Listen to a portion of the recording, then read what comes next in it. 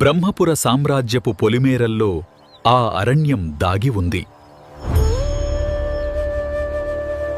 ఆ అడవి చుట్టూ నింగిని తాకే నల్లని కొండలు ఉండేవి. అక్కడ కేశవుడనే యువకుడు తన పశువులతో జీవించేవాడు. ముసలి తండ్రికి కేశవుడే సర్వస్వం. రోజూ తండ్రి పాలు అమ్మి ఇంటికి కావలసినవి తెచ్చేవాడు.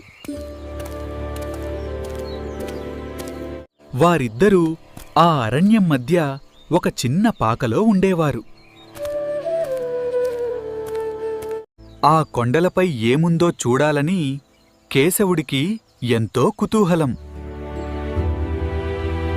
కాని తండ్రి ఆ కొండలవైపు వెళ్ళొద్దని శాసించాడు.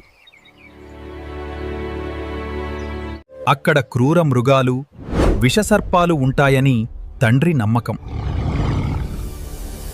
పనిలేని సమయంలో కేశవుడు విలువిద్య సాధన చేసేవాడు.